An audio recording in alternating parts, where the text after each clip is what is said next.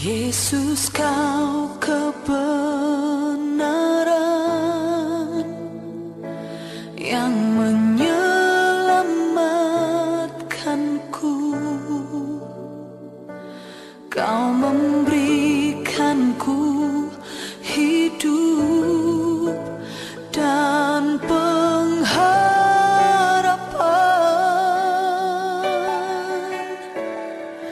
Ku ikut kehendak-Mu, ku perlu anugerah-Mu. Ku nyatakan janjiku kepadamu.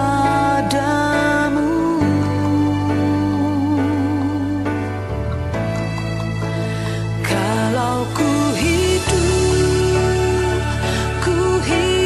bagimu, hatiku tetap menyembah-Mu. Dunia tak bisa menjauhkanku dari kasih-Mu. Selama ku hidup bagimu, mataku tetap memandang-Mu. Dunia tak bisa menjauhkanku dari kasih-Mu.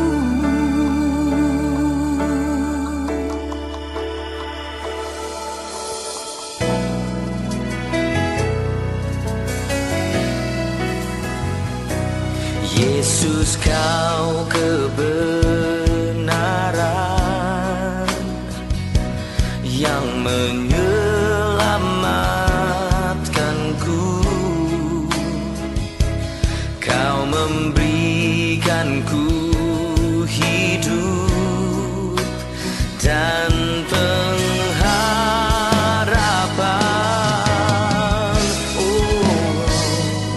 Ku ikut kehendak-Mu,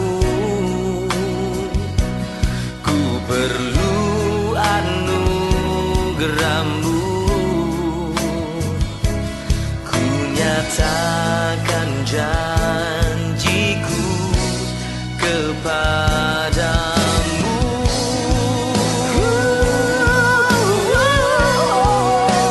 Kalau ku hidup bagimu, hatiku tetap menyembah-Mu. Dunia tak bisa menjauhkanku dari kasih-Mu.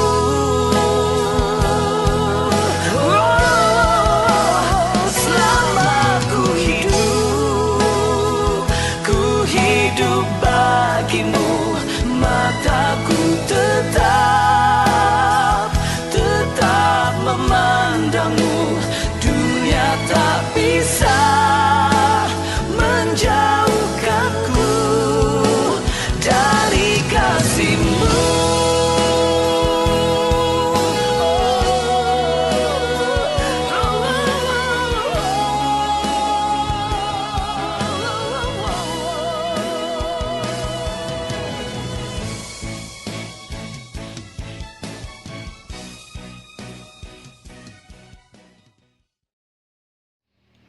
Shalom saudara yang terkasih, selamat pagi. Sebelum kita mendengarkan firman Tuhan pada pagi hari ini, mari bersama-sama kita berdoa memohon hikmat bijaksana Tuhan. Mari kita berdoa. Kami bersyukur Tuhan buat hari yang indah yang Tuhan beri bagi kami pada hari ini. Kami percaya atas perlindungan dan atas perkenaan Tuhanlah, maka kami ada sebagaimana adanya kami saat ini. Dan untuk itu ya Bapa, karena dorongan kasih setia Tuhan, kami juga merindukan Tuhan bersabda, berfirman bagi kami. Biarlah hati kami dipenuhi dengan hikmat bijaksana Tuhan, sehingga kami boleh mengerti apa yang Tuhan kehendaki bagi kami pada saat ini. Di dalam nama Tuhan Yesus Kristus, kami telah berdoa. Amin. Saudara yang terkasih, mari kita buka Alkitab kita dari Markus pasal 14 ayat 61 sampai 62. Demikian firman Tuhan dari Markus pasal 14 ayat 61 sampai 62. Tetapi ia tetap diam dan tidak menjawab apa-apa. Imam besar itu bertanya kepadanya sekali lagi. Katanya, "Apakah engkau Mesias, anak dari yang terpuji?" Jawab Yesus, "Akulah dia. Dan kamu akan melihat Anak Manusia duduk di sebelah kanan yang Maha Kuasa dan datang di tengah-tengah awan-awan di langit." Sampai sedemikian pembacaan firman Tuhan. Saudara yang terkasih, kalau kita bertanya, di manakah tempat seharusnya kita mendapatkan keadilan? Maka mungkin kita akan bertanya, ya di pengadilan. Tempat perkara diperiksa dengan sebaik-baiknya, fakta dan bukti-bukti dipertimbangkan dengan hati nurani yang bersih, dan panduan hukum yang menjadi patokan untuk menyatakan mana yang benar, mana yang salah. Tetapi faktanya, banyak kasus menunjukkan pengadilan yang tidak benar, pengadilan yang kotor, hukum diputarbalikkan, keadilan diperjualbelikan, yang benar menjadi salah, yang salah menjadi benar ataupun dibenarkan. Apa yang kita baca pada hari ini merupakan bagian daripada ketika Yesus dihadiri di depan istana imam besar pada waktu itu. Kalau kita perhatikan nats sebelumnya, maka kita bisa melihat bahwa ada upaya ataupun ada usaha kerja keras dari para imam-imam, termasuk juga imam besar pada waktu itu, untuk mencari-cari kesalahan. Dengan demikian kita bisa melihat bahwa pengadilan yang seharusnya mencari kebenaran, ya, mencari kebenaran, mencari keadilan, tetapi pada saat ini kalau kita perhatikan, pengadilan pada waktu itu justru sebaliknya, sedang mencari-cari kesalahan, bagaimana supaya Yesus ini bisa dihukum mati. Jadi tujuan pengadilan pada waktu itu bukan mencari benar, bukan mencari yang adil, tetapi mencari kesalahan Tuhan Yesus, supaya Tuhan Yesus ini bisa dihukum mati. Jadi motivasi mereka sudah pasti sudah salah, benar-benar salah motivasi mereka. Saudara yang terkasih, mereka juga mengumpulkan berbagai saksi untuk menyatakan bahwa Yesus ini salah, mengumpulkan tuduhan-tuduhan yang bisa dituduhkan kepada Yesus untuk menyatakan bahwa Yesus itu salah. Tetapi uniknya, saudara yang terkasih, apa yang mereka sampaikan, apa yang mereka tuduhkan kepada Tuhan Yesus justru tidak terbukti dengan benar, tidak terbukti dengan mereka benar. Tetapi usaha mereka tidak berhenti di sana. Datanglah kemudian imam besar yang bertanya kepada Tuhan Yesus akan identitasnya. Apakah benar dia Mesias, anak dari yang terpuji? Anak yang terpuji itu merupakan istilah pada Bapa di surga. Ya. Yesus menjawabnya ya, mengakui akan kesiapaan identitasnya. Saudara yang terkasih, kita bisa melihat dari hal ini bahwa kita bisa merenungkan bahwa apa yang kita pandang benar, kepada mereka yang kita berharap ada kebenaran, kepada mereka yang kita harap ada keadilan, kepada mereka yang kita anggap itu wakil Tuhan, sebagaimana imam-imam dan imam besar, justru sebaliknya yang terjadi. Orang yang dipandang benar, tetapi memiliki motivasi jahat, dan bahkan mereka menggunakan cara-cara yang jahat untuk menjerat Tuhan Yesus pada waktu itu. Dari sini kita bisa belajar bahwa luar biasanya mereka yang dipandang sebagai wakil Tuhan, imam besar ini sebagai wakil Tuhan, tetapi justru mereka menggunakan tuduhan-tuduhan palsu, menggunakan saksi-saksi palsu untuk mencari-cari kesalahan Tuhan Yesus. Yang kita renungkan adalah respon Tuhan Yesus. Ada momen di mana Yesus diam, tidak menjawab sekalipun tuduhan-tuduhan yang disampaikan kepadanya. Karena memang saya pikir Yesus sudah mengerti bahwa ketika Yesus, meskipun Yesus mengakui akan kesiapaan dia, kalau mereka yang mendengar pada waktu itu hati mereka sudah dipenuhi dengan kebencian, akan tidak berguna apa-apa. Demikian juga kita dalam kehidupan kita. Ada momen di mana memang kita harus berdiam diri. Tidak perlu kita menjawab tuduhan-tuduhan orang lain, tuduhan-tuduhan yang disampaikan orang lain kepada kita. Karena memang motivasi mereka tidak benar. Maka apapun jawaban, meskipun jawaban kita benar, kalau motivasinya tidak benar untuk menuduh kita dan sebagainya, maka mereka tidak akan mampu menerima kebenaran yang kita sampaikan. Dan itu yang Yesus lakukan. Tetapi ada momen ketika imam besar mempertanyakan akan kesiapaan Tuhan Yesus. Tuhan Yesus justru menjawab dan mengakui akan kesiapaan dirinya pada waktu itu.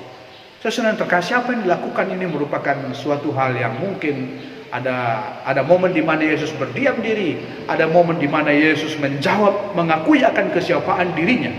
Dan yang kedua ini, ada momen di mana Yesus mengakui akan kesiapaan dirinya ini. Perlu juga kita renungkan bahwa untuk menyampaikan kebenaran pada waktunya, Yesus mungkin merasa bahwa ini momen yang tepat untuk mengakui akan kesiapaan dirinya, meskipun sekali lagi respon imam besar pada waktu itu benar-benar di luar pikiran, karena memang hati mereka sudah dipenuhi dengan kejahatan. Ketika Yesus mengakui akan kesiapaan dirinya, mereka justru mengatakan, menyimpulkan bahwa tidak perlu saksi lain, itu sudah cukup, dan itu merupakan penghujatan kepada Tuhan, penghujatan kepada Allah. Hukumannya adalah hukuman mati. Maka sampailah ambisi mereka, maka tercapailah ambisi mereka untuk menghukum Tuhan Yesus. Saudara yang terkasih, ada beberapa hal yang perlu kita renungkan pada kesempatan ini. Ada momen memang di mana Yesus diadili, tetapi ingat, saudara yang terkasih, ada momen di mana Yesus akan menjadi hakim tertinggi di dunia ini. Akan kedatangannya kedua kali, akan menjadi hakim bagi seluruh dunia, akan memisahkan yang benar dan yang salah, akan memisahkan antara kambing dengan domba. Akan ada momen itu, di mana ada momen di mana Yesus diadili, dan akan ada momen nanti Yesus akan benar-benar menjadi hakim yang jujur, hakim yang menghakimi seluruh dunia ini. Maka untuk itu kita juga harus mempersiapkan diri kita, karena akan ada momen di mana kita akan memasuki momen penghakiman itu, di mana Yesus akan menjadi hakim. Dan yang kedua, perlu juga kita renungkan vonis kematian yang disampaikan, yang dituduhkan ataupun yang disampaikan kepada Tuhan Yesus pada waktu itu. Yesus menerimanya, sehingga tibalah momen dia akan sampai di kayu salib, mati di kayu salib.